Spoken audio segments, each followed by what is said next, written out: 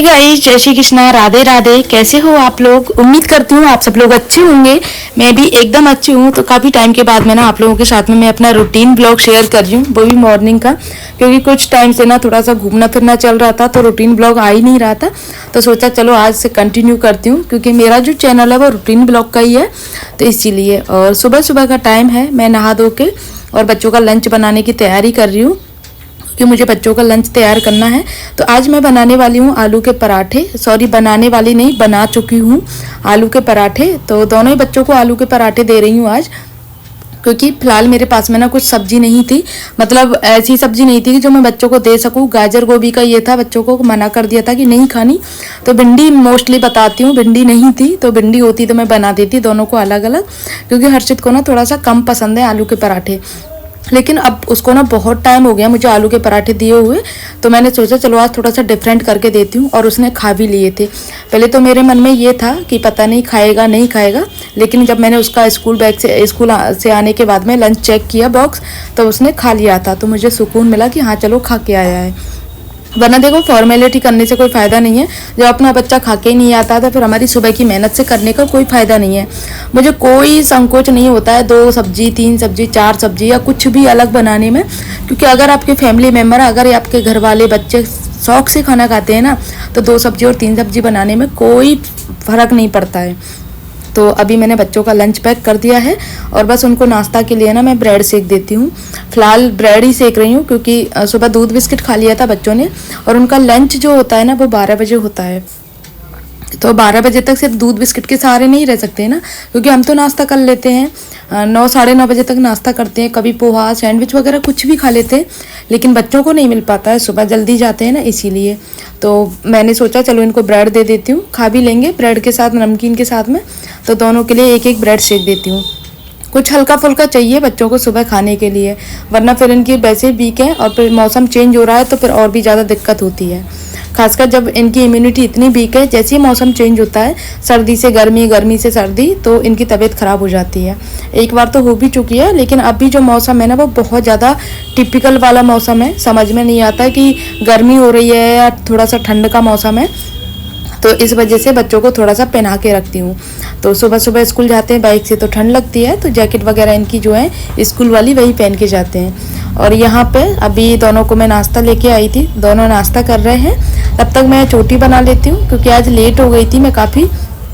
तो सोचा इनको लेट ना हो जाए, पहले इनकी चोटी वगैरह तैयार कर दूँ बच्चों की, देन उसके बाद मैं अपने घर के काम करूँगी। घर के काम का तो ये रहता है पूरा दिन में कभी भी कर लो, कोई जल्दी नहीं रहती है, क्योंकि जब बच्चे स्कूल चले जाते हैं तो मैं अपना आराम से करती रहती हूँ घर के कामों। बच्चे थोड़ा सा बड़े हो जाते हैं ना तो अपना काम खुद करने लगते हैं, तो एक माँ के लिए ना हेल्प हो जाती है। यही हेल्प बहुत बड़ी होती है कि अपने काम खुद करने लग जाते हैं, जैसे नहाना धोना, पेस्ट करना। जैसे मैंने इनको पेस्ट की बोल देती हूँ, निकाल के दे देती हूँ, कभी कभी खुद से कर लेते हैं।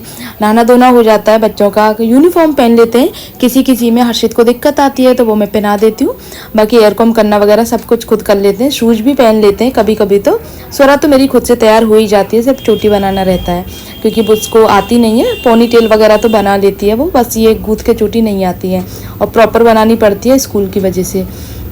तो अभी इनके स्कूल का लास्ट वो चल रहा है, एनुअल एग्जाम्स आने वाले हैं इनके, क्योंकि फरवरी का लास्ट है, बस 2 दिन बाकी रह गए हैं फरवरी में।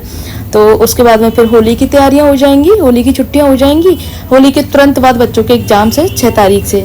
तो बच्चों के पास में बिल्कुल भी टाइम नहीं है पेपरों की तैयारी करने के लिए। तो स्कूल से आने के बाद फिर इनके पेपरों की तैयारी कराती हूँ। दोनों ही बच्चों के साथ साथ एग्जाम्स हैं, और जब उनके एग्जाम्स हो जाएंगे फिर हम जाएंगे अपने मायके, यानी बच्चों के नानी घर। बहुत एक्साइटमेंट है बच्चे अपने नानी घर जाने के लिए। तो इस बार ना बहुत मज़ा आने वाला है। जब मैं जाऊंगी आप लोगों के साथ में सारी चीज़ें शेयर करूंगी, क्योंकि मेरी बहन भी आएगी, इसीलिए। वैसे तो पहले से कुछ भी बताते नहीं हैं, लेकिन फिर भी एक्साइटमेंट होती है ना, तो मैंने सोचा चलो आप तो मेरी फैमिली की तरह हो, तो आपसे क्या ही छुपाना कुछ भी, तो बस इसीलिए। और अब थोड़ा मौसम चेंज हो गया है तो वूलन बेडशीट का काम ख़त्म, और कॉटन बेडशीट फिर से निकाल ली है मैंने। पुरानी जो बेडशीट थी उसको धुलने के लिए डाल दिया है, और जो दूसरी वाली बेडशीट है उसको मैंने निकाला है। पहले प्लो कवर चेंज कर देती हूँ, देन उसके बाद में फिर करती हूँ बेडशीट का काम। और प्लो कवर का ऐसा रहता है ना कि प्लो मेरे पास में 6 प्लो हैं, जिनको हम यूज करते हैं। जैसे 2 बच्चों के हैं, 2 बच्चे अपने साइड में लगा के सोते हैं पैरों में कि पैरों में दर्द रहता है, और 2 हमारे हैं, ऐसे होता है। लेकिन कवर का ऐसा इशू रहता है कि बच्चों को जो नए कवर चढ़ाती हूँ ना वही ले लेते हैं, तो कवर का सीन समझ में नहीं आता कि बेड पर जिसकी सेट की बेडशीट है उसके कवर तो मिलेंगे ही नहीं, इधर उधर हो जाते हैं, उस रूम में रखे रहते हैं या उस रूम के इस रूम में रखे रहते हैं, ऐसे रहता है। लेकिन कोई बात नहीं, एक ही घर है, ऐसा कुछ नहीं रहता है। जिसको जो प्लोग पसंद आए वो अपना आराम से लगा सके अपने कंफर्ट के हिसाब से।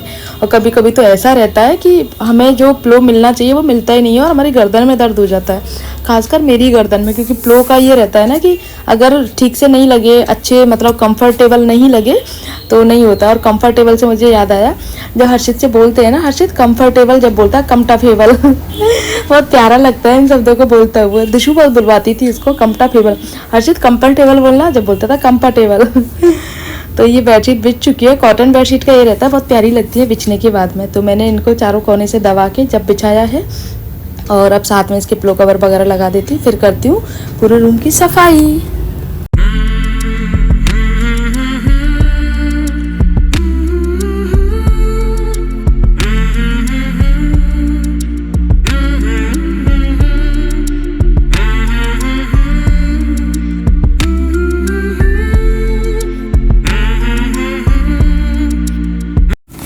हमारे यहाँ पे ना आजकल होली का क्रेज है, जैसा कि आप लोगों को पता होगा ब्रज में होली का क्या सीन रहता है। जिनको नहीं पता है वो या तो मेरे ब्लॉग देख सकते हैं, या जिनको नहीं पता है वो खुद आके ब्रज देख सकते हैं, या वीडियोस के द्वारा आप लोगों को पता चल जाता है कि ब्रज में इस टाइम पे क्या हाल है।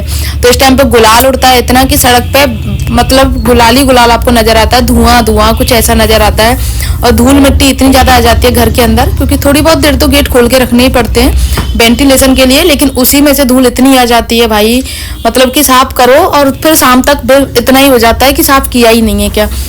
इस टाइम पे मुझे थोड़ी डबल मेहनत करनी पड़ रही है, सुबह भी और शाम को भी। जैसे मुझे लगता है कि ये गंदी हो रही है ये जगह, तो फिर उसको तुरंत धूल मिट्टी साफ कर देती हूँ। और विंडो में तो इतनी धूल मिट्टी हो जाती है कि ऐसे फटकारती हूँ ना तो प्रॉपर धूल मिट्टी ऐसे उड़ने लगती है। और बच्चे वगैरह खेलते हैं, हाथ लगाते हैं, तो इसलिए मुझे डेली साफ करना कंपलसरी है, क्योंकि छोटे बच्चे हैं, छोटे बच्चों के साथ में तो फिर ये सारी चीज़ें देखनी ही पड़ती हैं। बाकी हम अपनी तरफ से पूरी कोशिश करते हैं, लेकिन बच्चों को तो वहीं खेलना है जहाँ उनका मन होता है। और गाइस आप लोगों को बताती हूँ, ये जो बास्केट है ना, छोटी सी बास्केट है लेकिन बहुत यूजफुल है सच में। इसके साथ में ना चिपकाने के टेप भी आए थे, जैसे कि आपको ना हैंगिंग करने के लिए पेच वगैरह ठोकने की जरूरत नहीं है। दीवार में पेच ठोक के ये रहता है ना, गंदगी होगी और ड्रिल मशीन का कैसे होगा, तो इससे क्या है आप प्रॉपर जो प्लेन दीवार होती है ना उस पर आप चिपका सकते हो। टाइल्स पे भी तो बहुत अच्छे से चिपकती है, लेकिन वैसे भी बहुत अच्छे से चिपकती है प्लेन दीवार पे, पेंट वाली पे। और इसमें आप कुछ भी सामान रख सकते हो, साफ करने के लिए वापस से आप निकाल के कर सकते हो। तो ये चीज़ मुझे बहुत अच्छी लगती है। और आप खूब इसमें वजन वाला सामान भी रख सकते हो।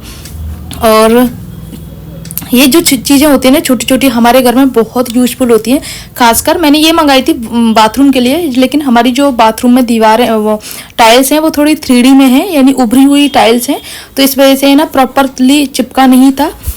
इसमें थोड़ा सा नमी भी आ रही थी बार बार में, क्योंकि वॉशरूम में ज़्यादातर नमी रहती है आप लोगों को पता है, तो प्रॉपरली चिपक नहीं रहा था। तो इसलिए मैंने इसको यहाँ लगा दिया है, जो बहुत अच्छा है। कुछ भी एक्स्ट्रा सामान होता है मैं यहाँ पर रख देती हूँ। और ये जो चीज़ें, छोटी सी पेंटिंग आप देख रहे हो, ये जो प्रेमानंद महाराज जी का ये जो श्लोक है, मंत्र है, ये मैं ना यहाँ पे रखती हूँ, जिससे हम सुबह उठते हैं तो डायरेक्ट हमें दर्शन हो जाते हैं। चाहे हमारा दिमाग ध्यान कहीं भी हो तो हमें एकदम से दिखते हैं, तो अपने आप मन में राधा राधा नाम आ जाता है। तो वो बोलते हैं ना किसी बहाने से आप राधा नाम ले दो, बस वही बहुत होता है इस कलयुग में। तो कोई ना कोई बहाना चाहिए तो बस। और हमारे ब्रज में तो आप लोगों को पता है सुबह उठते ही बस पूजा पाठ और यही चलता रहता है। और एक तो यहाँ की बाई भी इतनी पॉजिटिव है, टचवुड की, पूरा दिन ऐसे ही फील होता रहता है कि यार आप किस जगह पे रहते हो सच में। मतलब जो बाहर के लोग हैं वो तो हमें सोचते ही हैं हमारे बारे में कि तुम लोग बहुत अच्छी किस्मत वाले हो जो यहाँ रहते हैं, लेकिन हमें भी अपनी किस्मत पे बहुत नाज होता है कि यार हमने गोवर्धन में जन्म भी लिया है, मतलब बहुत से लोगों ने जन्म लिया है, और हमें मेरी ससुराल यहाँ पे है जो मैं यहीं रहूँगी फुल टाइम। तो ये चीज़ अपने आप में बहुत सुकून देने वाली होती है। और ड्रेसिंग टेबल के पीछे की आपको कहानी सुना दूँ। सुबह स्वरा से ना दूध फैल गया था, तो इसके अंदर दूध चला गया था और फिर मैंने बाहर से तो इसमें पोंछा लगा दिया था, लेकिन अंदर गंदगी हो गई थी। तो फिर मैंने सोचा तो कि इसको हटा के ही साफ़ कर दूं, क्योंकि मीठा दूध था, पाउडर वाला था, बॉर्नवीटा मिला हुआ था, तो फिर मच्छर गंदगी बहुत होती है और फिर वो चिपचिपापन जाता नहीं है कितना भी आप पोंछा लगाओ। तो इसको हटा के ही साफ़ कर रही हूँ। और जब इसको हटाया तो भाई इसके पीछे बहुत धूल मिट्टी निकली, क्योंकि ये परमानेंट यहीं लगा रहता है। तो पीछे जो धूल मिट्टी थी वो इकट्ठी होती गई, जैसे बबूले बबूले से होते हैं ना वो। फिर मैंने इसको थोड़ा सा खिसका के और फिर मैंने इसकी झाड़ू लगा रही हूँ प्रॉपर तरीके से। बहुत धूल मिट्टी निकल रही थी भाई, एक बार तो ऐसा लग रहा था दम सा घुटने लग गया था, क्योंकि बंद रहता है ना, बेड वाला पीछे का हिस्सा भी बंद रहता है और ये भी बंद रहता है, तो इसीलिए धूल मिट्टी पीछे की तरफ जाती है और फिर इसको हटाने में दिक्कत होती है। तो आज तो मैंने जैसे तैसे करके इसको सरकाया है, कि सामान अंदर रहता है ना, इसमें गिरने का डर रहता है, इसीलिए तो इसको मैं साफ कर लेती हूँ। फिर मिलते हैं आप लोगों से।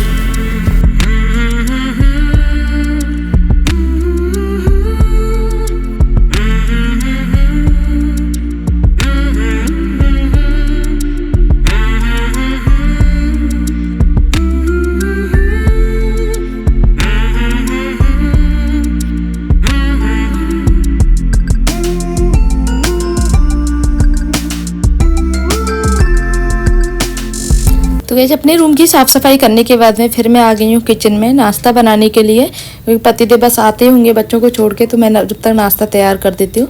और नाश्ते में आज मैं बना रही हूँ पोहा, सॉरी वो क्या बोलते हैं बिया, नमकीन बिया। तो यहाँ पे मैंने आलू फ्राई कर लेती हूँ और उसके बाद में बिया डालूंगी। तब तक आलू फ्राई हो रहे हैं, मैं तब तक दाल भिगो देती हूँ।